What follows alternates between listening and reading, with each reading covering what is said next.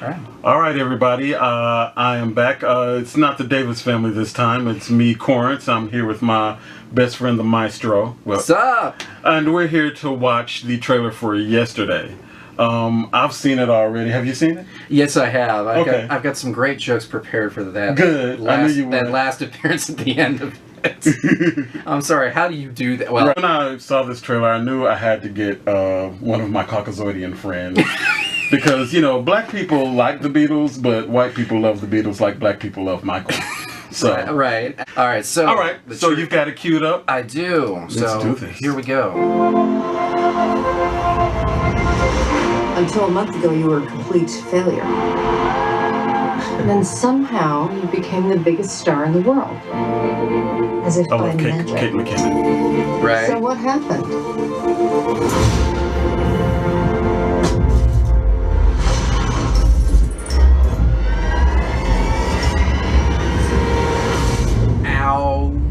And this guy, I don't know him. I've never seen him before, but I like him. Yesterday, all my troubles seem so far away. Oh, I believe in yesterday. When did you write that? I didn't write it. Paul McCartney wrote it. The Beatles. Who? Okay. When I heard that, that's when I got excited. John, Paul, George and Ringo, the Beatles. This is crazy. Yeah. Really great concept. No. Stop it. Yesterday. It's one of the greatest songs ever written. Well, it's not Coldplay. It's not Fix You. Comparing I don't know, Coldplay, they're up there, right? Coldplay and Beatles. That's like... I'm just listening to Jack's new song. Oh, yeah! What's this one called? Leave It Be. Let it be. Well, rock on, Jack. Nice. Word has gone out about a new pop phenomenon. Your music, it's incredible. We need you to come to LA. I'm offering you money and fame. It's from the writer of Love Actually. Okay. Mr. Sharon. Yeah, Richard Curtis. This guy, he's a damn good writer. Yeah. Ed Sheeran. That'd be my advice. Wow. I just noticed he was in I can ask you I didn't anything. notice much. How did I get in the friend column? How do you put Lily James in the front? Right? I'm crushing so hard on her, and I'm like, We could have been the perfect since match. Baby Driver. Now you're the world's greatest songwriter. I'm not. Except that you probably are. It is my honour now to open this door for the moment the entire world has been waiting for. Nah, wrong door. Wow. Is it just you writing the songs? Yes. Is it? I don't know. Don't flank out. I've been a fool twice over.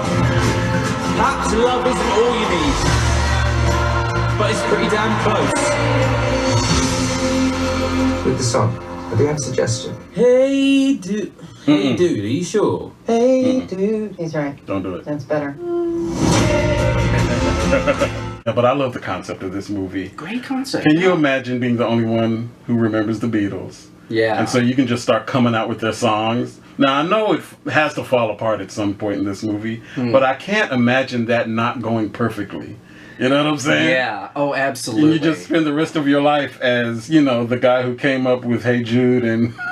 How does this guy deal with what the Beatles ended up dealing with because of all that success? A friend of mine, and I don't know if this number's correct, so those of you watching, get out on Google, get out your phones and prove me wrong on this, but apparently the Beatles, their career lifespan was only really 6 years. Oh yeah? 6 years, and you know, obviously they were successful and beyond, but they were only a band together for 6 years. That was I guess that's right. meteoric, About it. you know, and then they split off and went separate ways, did their solo careers, all that stuff. Yeah. So that's a pressure cooker of success for 6 years, right? Right. But he's just one guy. And he's one guy. He's having to face all that. You know, how many songs he gets out. In the other cut of the trailer, remember, it's like, weren't there two guys that show up? Yeah, and I was like, is that like Ringo and Paul? Right. I mean, I don't know. I mean, are they going to dispute it? Yeah, that is a question. Yeah. Do the individual Beatles still exist in that universe? Or Right. did they just not get famous? Right, and I mean, who of them would show up, and what would they say if they were already said somewhere, and our main character slips it out?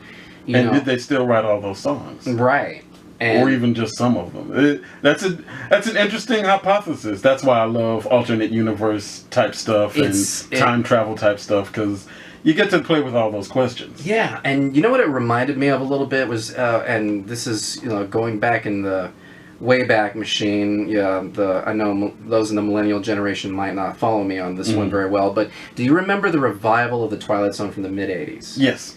Okay. I loved it, in fact. Oh man, there was an episode where this struggling singer-songwriter went back in, he had a car accident and ended up back in time to Tupelo, Mississippi, before Elvis became Elvis. Yeah. And accidentally he had a fight with him somehow. And he killed him, right? Yeah, and then he had to become Elvis. And take over. Yes. He was an Elvis impersonator in his timeline of reality and went back in time. Yeah, I thought that was trippy. Though, and at the end of the episode, he's confessing everything to a groupie. And I'm like, well, what do you do with that? I mean, the groupie's probably thinking, okay, this is Elvis on drugs, right? Yeah. And he can't handle it, so he's telling the truth right before he, leaves the mortal world or whatever. I'm like, if you're going to do something in a Twilight Zone universe, it's definitely that. Yeah. But I'm waiting for the one about Michael Jackson that would do all this. In an alternate universe, what would Michael Jackson do, or somebody who had something tied to Michael Jackson, what would that person do with that? That would be fascinating. I would love to see that. I mean, what would be the conclusions out of it? So, and like I said, I'm crushing hard on Lily James ever since Baby Driver. I'm just saying. Yesterday is definitely going to be this, happy moment. It might get dark. We'll see. It would be interesting if they could bring something like that into darkness, but who knows?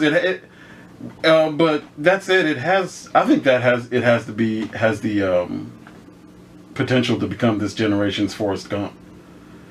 If it hits right. Even though it's kind of an English movie, I don't know if like distribution and stuff is different for movies that come from across the pond. Yeah. But I think if enough people see it, it could be that.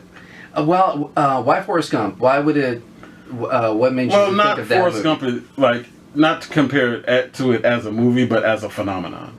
Okay. So the following that it generated. I honestly, it has a built-in following. I mean, any Beatles fan,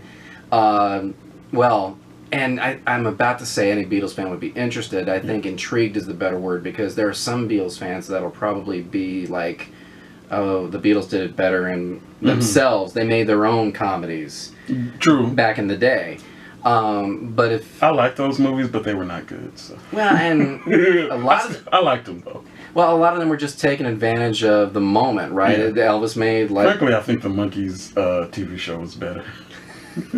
Wow. In fact, at the time, I liked the Monkees better than the Beatles. Wow. Over time, that's changed, but at the time... Yeah, but we're not old enough to remember the Monkees. We remember them from reruns. That's true. Different. Yeah, true enough. And God rest Peter Tork's soul, man. Yeah, we miss you, man. But, dude, and I was saying this the other day when somebody was telling me, have you seen the trailer for Yesterday? I said, after Peter Tork had passed away, I said, okay, we got Mickey Dolenz and Michael Nesmith still around. We got Paul McCartney and Ringo still around. You know what? They could form a supergroup. They could. They could form a supergroup, and that would be might be awesome. That would be like the wildest TV special ever created. That is out there now. Thank you for that. Maybe it'll make its way to Paul McCartney. I'm sure he could.